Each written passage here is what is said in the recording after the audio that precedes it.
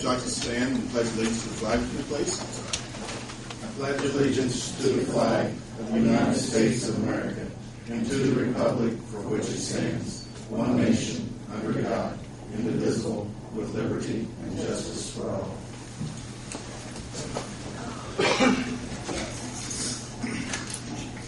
Good evening. Today is November 1st, 2010. The time is 5 p.m. The regular meeting of Greensburg Board of Works is called to order. Roll call vote, please, David. Daryl. Present. Rodney. Present. Linda. Here. Steve. Here. Gary. Here. First thing on the agenda is to approve the minutes of the October 4th meeting. Are there any additions or corrections? If not, I'll entertain a motion to accept them as delivered. Roll call vote, please, Devin. Daryl. Yes. Rodney. Yes. Linda. Steve. Yes.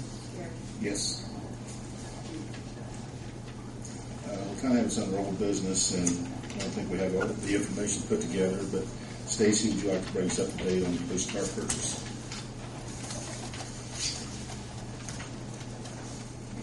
Good evening.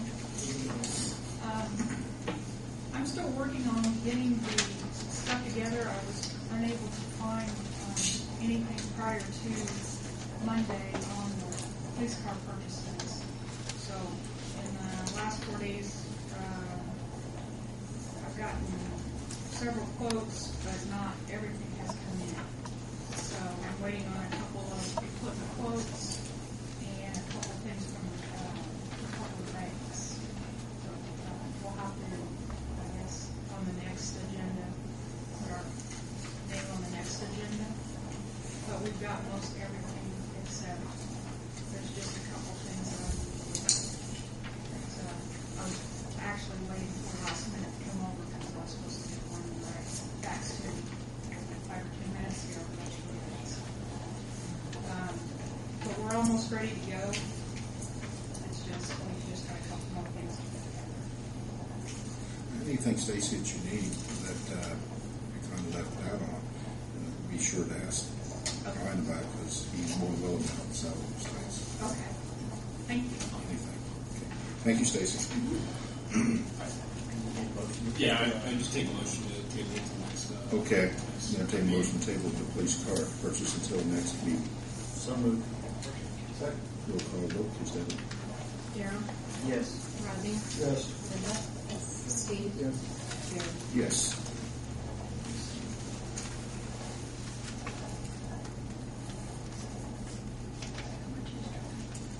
Under new business, Brian Robbins, Christmas walk, street closings. All right, the 2010 Christmas Walk Parade, we're hoping it to be held on December 3rd this year, a week after the normal.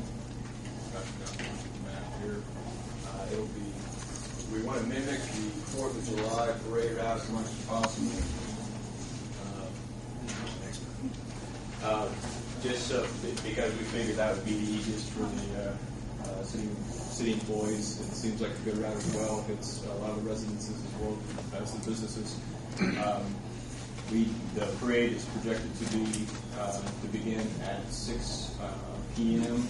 We'll start set up around 5:30.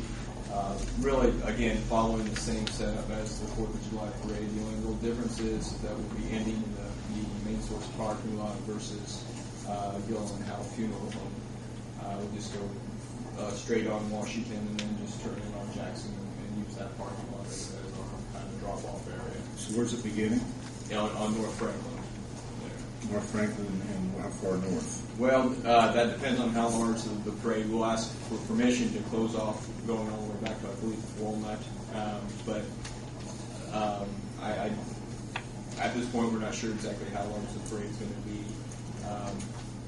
And we're working with I met with Mark today, and I talked to Chief Chastain and the other Chief Chastain to kind of make sure everything's kosher on their part as well.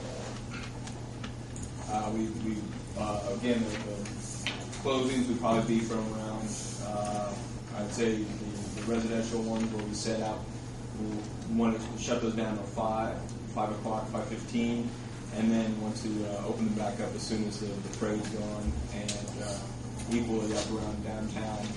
Probably we'll close them off for about a total of, an hour 20 minutes tops. That's what we're thinking. We want to keep that traffic going as much as possible, but at the same time make it safe for everybody who's in the parade and attending the parade. Does the street fire and police have any concerns? I don't. Only thing I would ask is that they do contact Porters to make sure that they're aware of it. I know we can't really plan for what they're going to have at this point, but at least let them know that it is going to happen, so that if they need to schedule around it or whatever. So. The homeowners. And the homeowners also. Yeah, we'll be giving out information, little cards to everybody along the route there. We also are talking about, I need to talk to Scott about this, about marking the path in some way, be it luminaries or something like those. We'll see. Will this have an effect on any of the other businesses other than the funeral home? The post office should be closed by that time, by the time the parade starts, being at 6, and since we're lining up further down Franklin, we don't feel they'll be impacted. The bank is closed at that time as well, so we tried to coordinate it accordingly. The north side of the square. North side of the square. Really, actually, well, we're hoping the businesses actually stay open, of course, for the Christmas walk, because our idea is to bring people down there to the square there. So I hope actually the businesses are impacted in a positive way. But a majority of those at the present, a majority of those close around 5 o'clock.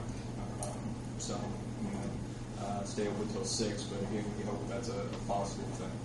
And hopefully, closing those access points down for only an hour and a half or so is a good trade-off for having the attendance at the parade. What's the board think about if there is a funeral showing that night of having a parade past it? My recommendation would be that there be a different start place. If the possibility could be to start on Broadway and then come up maybe a little reverse direction. So they're coming straight up Franklin, going south. You think like coming down North Street maybe and just making that turn that way, not even going past the parking area or the funeral home? You think that would be, if by chance there was a funeral show? Turn where? What? Turn where? Maybe stage it. We could stage it on that North Street if we could use. I think all the parking lots that are on. I say we've used the old Y in the past. We've used the Christian Church in the past. So It doesn't get you past the businesses. Yeah, we kind of want to, because we need to drop off Santa right there on the north side, Santa House. That's the ideal, but of course we'll work with whatever we can. And if that looks like it's going to be an issue, I can talk to Jesse and everybody to get a better route in, and then just make arrangements. Say before it's good. Yeah. Plan B. Yeah. I mean, you're coming right up past Porter's. And if they're having showing, it's a respectful thing to do. I would agree with you that if they're having a showing, that's probably, if they're showing particularly in between that time, it's not the most respectful. We could run the same situation on Broadway with Gun Hill. So Yeah. So if that, maybe we could work something and utilize the route we used last year. We didn't quite get the attendance because it was kind of a dead spot in there before we hit downtown. But we can always employ something like that where we just go at it from a complete reverse and just stay away from North Franklin altogether. We were just kind of using the fourth because that's always well attended. It goes into some good residential area and hits a lot of those spots where, like the museum, and we go to the church, and First Federal kind of have stuff outside and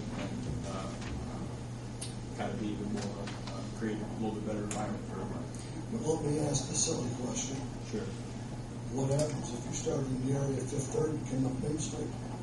Was that even- Yes. State highway, Yeah, highway, it's not my fault. state highway, we can't.